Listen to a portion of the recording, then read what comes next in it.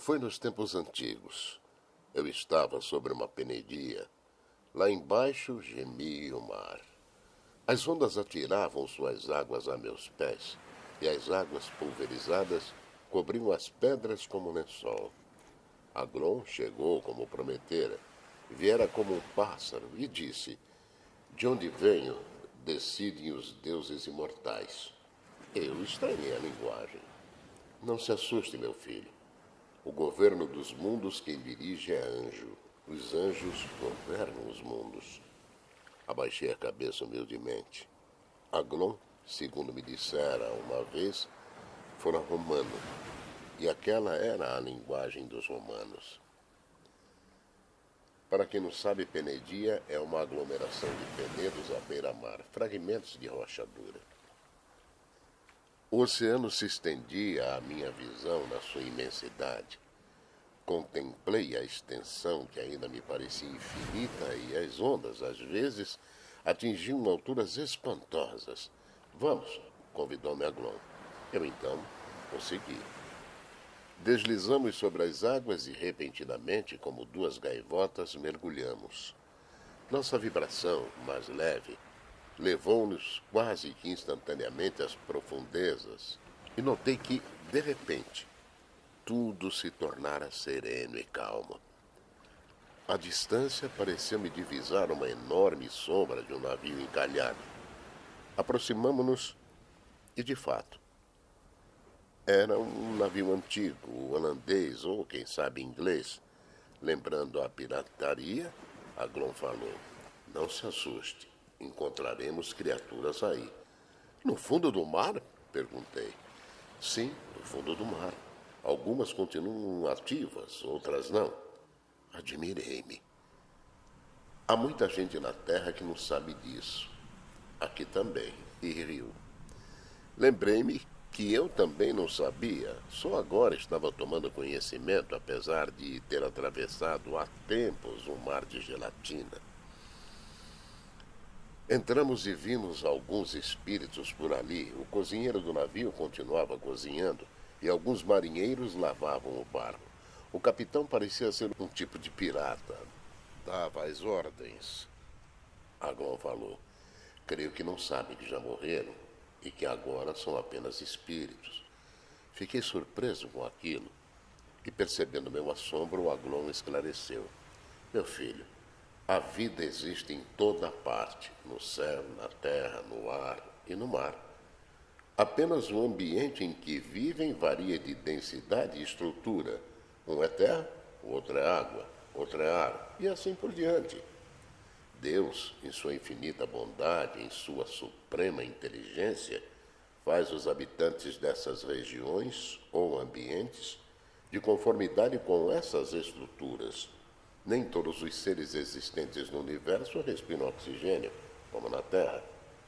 A máquina que conduz o princípio espiritual não é igual em toda a parte, e a inteligência não se situa também na mesma posição em que fica no corpo humano. O castelo da mente mantém-se na máquina humana, mas a sensibilidade, a visão, até a humanidade, através de alguns pesquisadores estudiosos como Segor e De Rochas e ainda outros, já verificaram que pode, em condições especiais, se manifestar por outra parte do organismo físico, nuca, garganta, peito, na parte inferior onde se situa o plexo solar. Na realidade, sabemos aqui, em nosso plano, que todos os plexos podem servir como órgão da visão. Quedei-me ouvindo a exposição do espírito.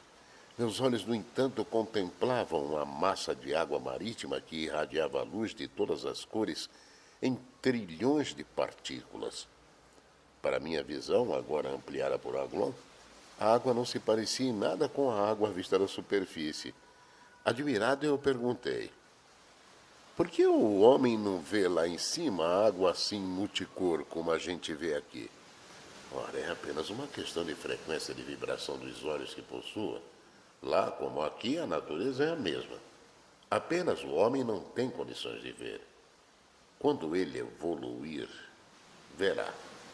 Isso também poderá acontecer com a permissão das forças espirituais superiores.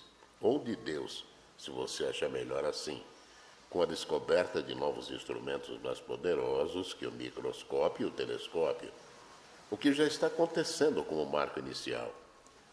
Mergulhado naquele oceano multicolorido, parecia-me estar naquela mata coberta de vagalumes sob o céu estrelado que nos descreve o artista no livro Canaã. Eu me perdera na contemplação da água luminosa porque aquela massa era toda luminosa. De repente ouvi Aglon chamar-me. Acorri imediatamente ao seu chamado. Ele falava com o capitão, que me pareceu mais esclarecido, visto que os outros, trabalhando, não prestavam mais atenção ao que fazíamos. O capitão dizia: Senhor, aqui estou há mais de 500 anos terrestres. Recebi ordens para zelar por esta embarcação e os seus tripulantes. Já vieram alguns e nos falaram que já morremos todos, que não somos mais do que almas sem corpos, que somos, na realidade, espíritos eternos. Mas nós não acreditamos. São criaturas ingênuas que não sabem o que dizem. Notei que Aglon começava a falar suavemente, de maneira delicada, como para não assustar o capitão. E mesmo assim, alguns tripulantes pararam de trabalhar e, inquietos, passaram a prestar bastante atenção, voltados para os interlocutores. Aglon percebeu, mas fez que me estava vendo.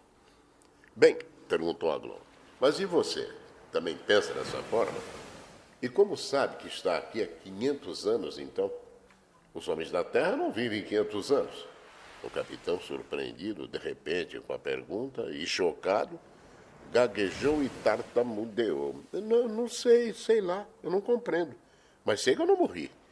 Foi quando o espírito se aproveitou da confusão do marinheiro e disse: Naturalmente, vocês são almas imortais e não morrem.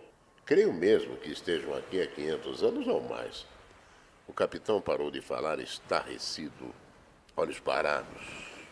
E Aglon lhe disse, com um aperto de mão, como se estivesse no mundo comum: Amanhã voltaremos. Enquanto isso, vai pensando. E saímos do barco. Deslizamos através daquela massa fulgurante de fagulhas luminosas que nos envolvia. Grandes peixes nos cercaram ou passavam por nós sem nos perceber. Esses peixes são peixes mesmo, terrestres ou são espíritos? Perguntei ingenuamente, como se fosse uma criança. Aglon riu e respondeu: São peixes do plano da terra, não são espíritos peixes, não. Olhei os tubarões, que também eles fosforescentes passavam. Ali tudo era diferente.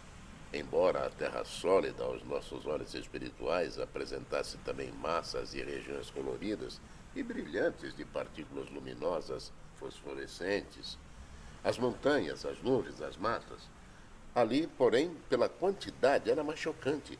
Os peixes menores, quando os tubarões se afastavam, apareciam rebrilhantes de luzes multicoloridas. Na realidade, eu estava empolgado com aquele mundo que, na sua intimidade, os homens desconheciam. Vimos outro barco afundado, mas Aglon me fez um gesto para não me aproximar e depois disse: Após conversar com o capitão, voltaremos aqui. Você vai se surpreender com esta vista. Aguarde.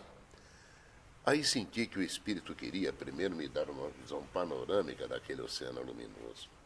As algas marinhas e as pedras também brilhavam por toda parte. Aquilo era um mundo fantástico. Minha visão se nublou como se lágrimas de emoção me envolvessem os olhos espirituais. Embora o espírito enxergue por toda a parte do corpo e de acordo com a sua evolução, os espíritos enxergam mais ou menos uns do que os outros. E à medida que a evolução acontece, desenvolvem outras possibilidades de percepção. Eu, no estado em que estava, me sentia com os mesmos olhos que sempre usei na Terra.